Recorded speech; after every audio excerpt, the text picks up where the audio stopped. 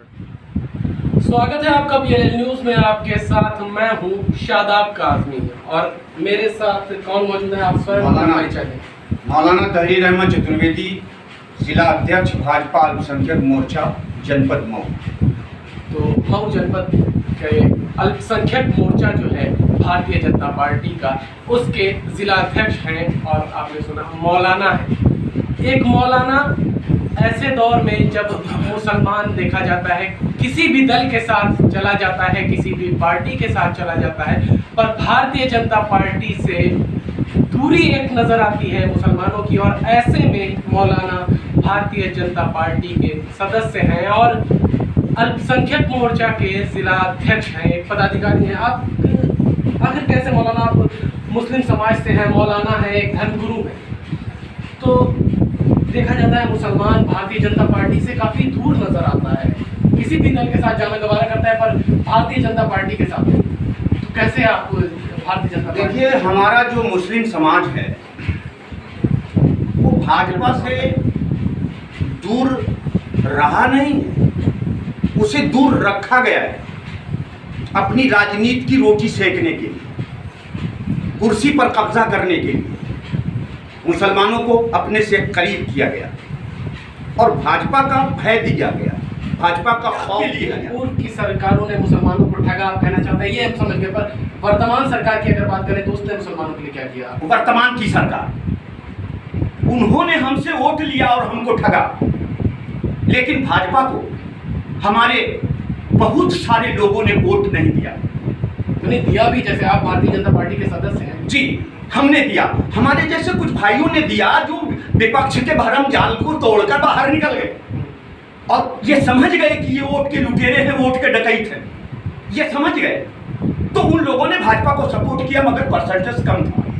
मगर इस परसेंटेज की कमी के बावजूद भी जो श्री मोदी जी ने एज ए प्राइम मिनिस्टर और श्री योगी जी महाराज ने as a CM chief minister मुस्लिम समाज के लिए जो किया है, सबका साथ, सबका विकास, सबका विश्वास का नारा देकर जो किया है, चाहे वो आवास योजना हो, चाहे वो उज्ज्वला योजना हो, चाहे वो मुद्रा योजना हो, ये जो तकरीबन 100 योजनाएं लॉन्च की गई, इन योजनाओं में कोई जाति ये नहीं कह सकती कि इसमें हमने भाग नहीं लिया, हम भागीदार नहीं हैं, हमने इस विकास से लाभ हासिल नहीं किया, कोई नहीं कह सकता। और हमको जो चोट पहुंचाई जा रही थी दंगों से, हमारा ये मऊनाथ भंजन शहर है, मऊनाथ भंजन न जाने कितनी बार दंगे की आग में जला। सरकारें किसकी थी?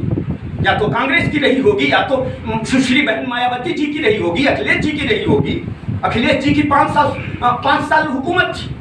उस 5 साल पीरियड में अखिलेश जी ने तकरीबन 250 दंगे करवाए। आप जिस शहर में रहते हैं, इस शहर की मेन समस्या बिजली के बुनकरों के पासबुक और बिजली के बिल की है। इसके बारे में आप क्या कहना चाहेंगे, जो कि अखिलेश सरकार ने 75 रुपये पर हाफ पावर तय किया था, इसको किस नजरिए से देखते हैं? अभी हमारी सरकार ने जो योजना पूर्व की सरकारों की थी उसी पर कार्य कर रही है। ये उसे बंद कर दिया ना? बंद नहीं किया है, अभी जमा नहीं हो रहा है, और फ्लैट रेट या क्या रेट बोलते हैं जी, उसी रेट पर जमा होना है। अभी हमारी गवर्नमेंट ने इस पर कुछ बढ़ाने की या इसमें घटाने की कोई निर्णय नहीं लिया। अभी वो अपने उसी रेट पर है जिस रेट पर पूर्ववर्ती सरकारों में चल रहा था। लेकिन बिजली विभाग ने उसकी वसूली रोक दी और लोगों को तंग कर रही है। हाँ, तंग कर रही है तो ये गलत चीज। तो सरकार उस पर कोई एक्शन लेगी? सरकार एक्शन लेगी। अगर तंग कर रही है हमारा बुनकरों को, बुनकर समाज को तंग करना हमारी सरकार का नजरिया नहीं है। हर तरफ से उनको मदद पहुंचाना, चाहे वो आधुनिक पद्धति से, आधुनिक यंत्रों से कपड़े की बुनाई का हो, या धागे और सूत का पहुंचाना हो, या बुनकर मुद्रा योजना के जरिए बुनकरों को मदद पहुंचाना हो, और या तो वो जीवन बीमा के जरिए बुनकर समाज को मदद पहुंचाना हो, या बुनकर समाज के जो नौजवान हैं, युवा हैं, बेरोजगार हैं, उनके लिए जीवन बीमा के साथ साथ और दूसरी योजनाएं हैं जिसमें हम उनको मुद्रा योजना के तहत कुछ धन देते हैं कि वो उसके नहीं, एक बड़ी एक बड़ा मसला इस वक्त बिजली की पासबुक वाला जो है, क्या ये उम्मीद रखी जाए कि इसी सरकार में चुनाव के पहले कोई सरकार इस पे डिसीजन लेने वाली है? मुझे इस पर आशा है। मैं उम्मीद करता हूं कि हमारे श्री योगी जी महाराज ऐसा कोई निर्णय नहीं लेंगे जिससे हमारे बुनकर समाज को तकलीफ पहुंचे, जिससे हमारा बुनकर समाज रोए गिड़गिड़ाए। ऐसा नहीं हो सकता।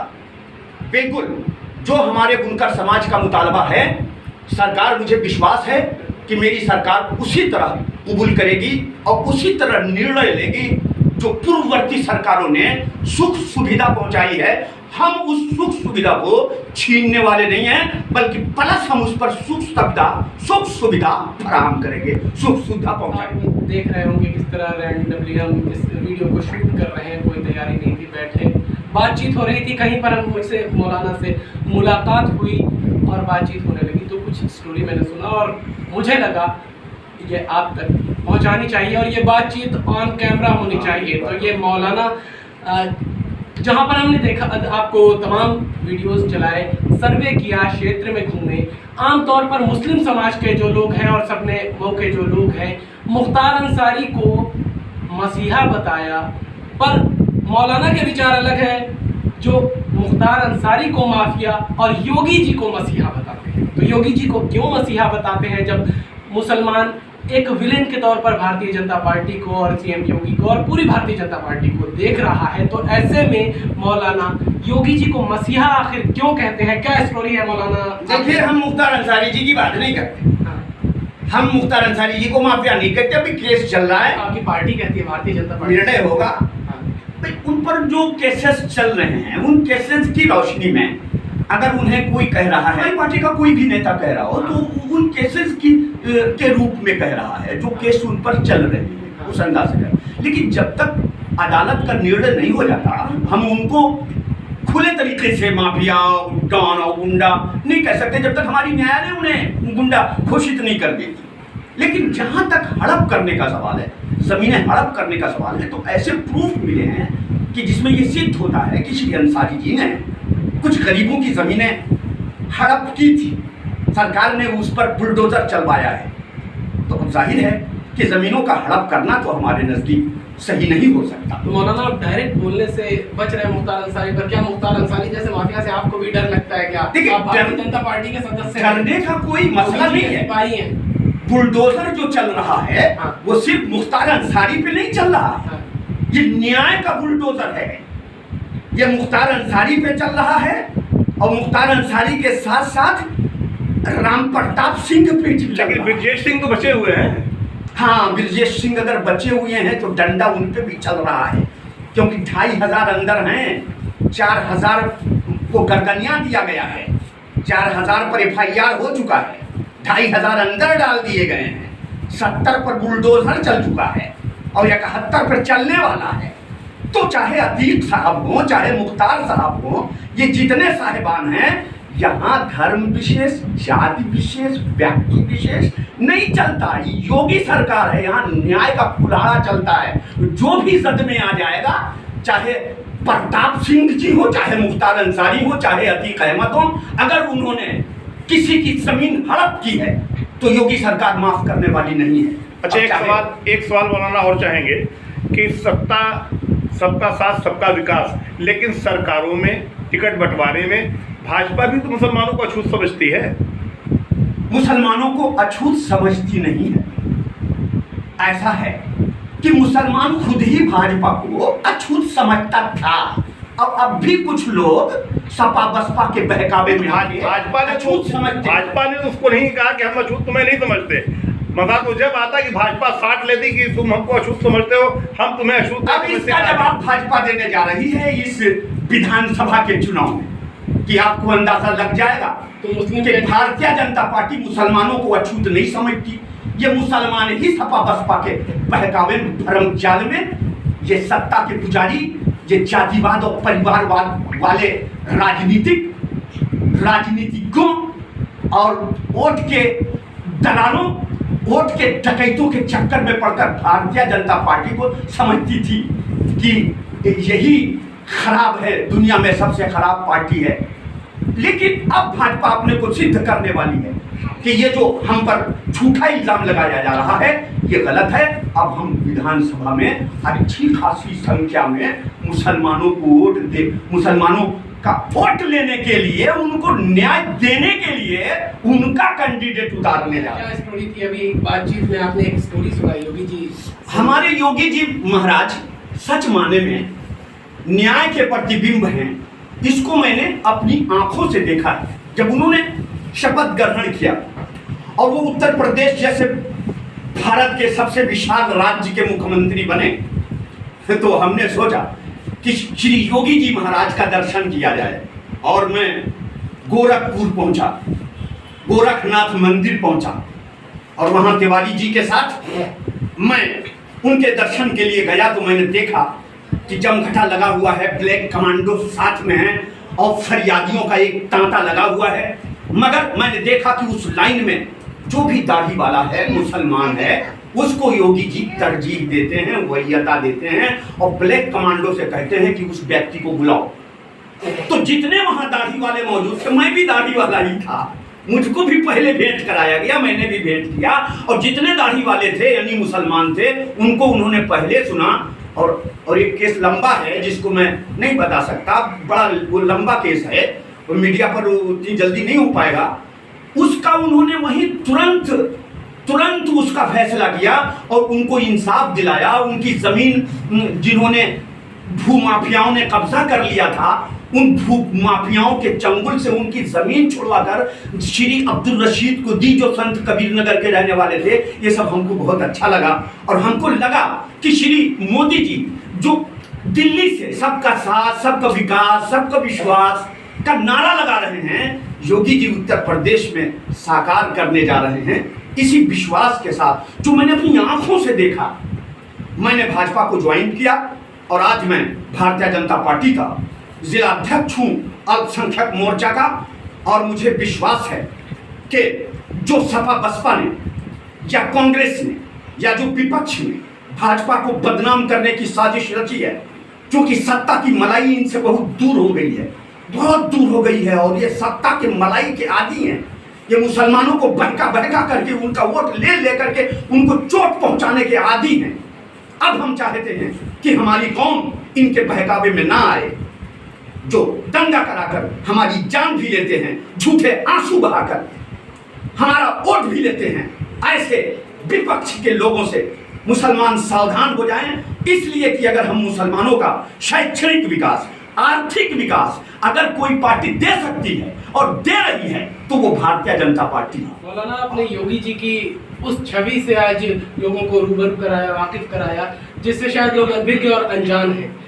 लेकिन मंच से जो उनके भाषण होते हैं मुख्यमंत्री के, जिसे अब तो ये हमारे योगी जी महाराज बताएंगे, उन्हें क्या ये केवल सियासी बातें होती हैं? अब हम ये कैसे कह दें कि ये राजनीति है?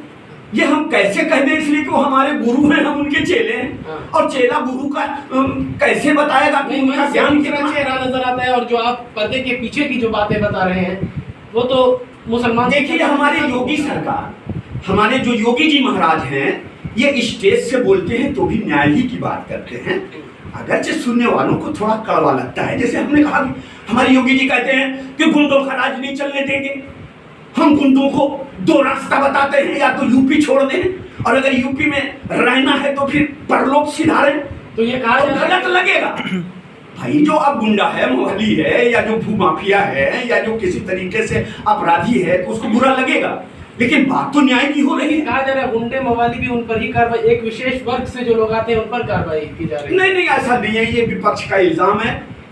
हमारी सरकार ने, आप उठाकर देख लीजिए, जिन 71 लोगों पे बुलडोजर चला है, वो 71 लोग सिर्फ एम नहीं है, उसमें एच भी हैं और एम की तादाद बहुत कम है। कहीं मुख्तार अंसारी दिखाई देंगे, कहीं अतीक साहब दिखाई देंगे, एक दो और दिखाई देंगे। 71 में जिन पे बुलडोजर चला है, मगर उसमें 65 हिंदू दिखाई देंगे जो बड़े बड़े भूमाफिया हैं। ये झूठा इल्जाम है योगी सरकार का। अच्छा मौलाना, मुख्तार अंसारी अतीक का भी जिक्र किया आपने, जिसे आपकी पूरी पार्टी मुख्यमंत्री माफिया और माफिया डॉन कहा जाता है। जाहिर सी बात है उनके लंबे आपराधिक इतिहास है, लेकिन बड़ा सम्मान और प्रेम दिख रहा है आपकी बातों में। तो देखिए, किसी भी गुंडा या अपराधी या माफिया के प्रति हमारे दिल में कोई प्रेम नहीं है, न उनके प्रति स्नेह है, न उनके प्रति प्रेम है। प्रेम है उसके प्रति जो समाज के हित में अच्छा काम करे। अभी किसी आपने कहा की मुख्तार को माफिया नहीं कहते आप। मुख्तार को माफिया नहीं कहते, मुख्तार को डॉन नहीं कहते, मुख्तार को अपराधी नहीं कहते। सारे केसेस चल रहे हैं कोर्ट में। तो ये बातें आपकी पार्टी के बाकी लोग क्यों नहीं समझते कि कोर्ट में केसेस चल रहे हैं? कोर्ट में केसेस चल रहे हैं, मगर सरकार है, सरकार अंदर तक झांक कर देखती है, सारे कागजात उसके हाथ में हैं। क्या न्यायिक प्रक्रिया में सरकार का हस्तक्षेप है? हस्तक्षेप नहीं है न्यायिक प्रक्रिया में। वो न्यायिक प्रक्रिया जो है वो जज साहब देंगे, मगर हम जो प्रूफ पेश कर रहे हैं जज साहब को, वो प्रूफ बता रहे हैं। तो हम तो नहीं कह सकते जब तक निर्णय ना आ जाए, लेकिन जो असली प्रूफ को देख रहे हैं वो अपने प्रूफ की रोशनी में बोल रहे हैं। अगर हमको योगी जी वो सारे प्रूफ दिखा दे तो हम भी कह देंगे। बहुत धन्यवाद हमसे बात करने के लिए। तो ये थे मौलाना तहरीर अहमद चतुर्वेदी साहब, जो कि भारतीय जनता पार्टी के अल्पसंख्यक मोर्चा के मऊ के जिला अध्यक्ष हैं, और इन्होंने आज मुख्यमंत्री योगी आदित्यनाथ के उस चेहरे को सामने रखा, उस चेहरे से वाकिफ कराया जिससे शायद कि मुस्लिम समाज के लोग और तमाम जो उत्तर प्रदेश में रहने वाले लोग हैं वो अनभिज्ञ हैं और अनजान है। वीडियो आपको कैसा लगा आप कमेंट में बता सकते हैं, और हमारे चैनल पर अगर नए हैं तो चैनल को सब्सक्राइब करना ना भूलें। धन्यवाद।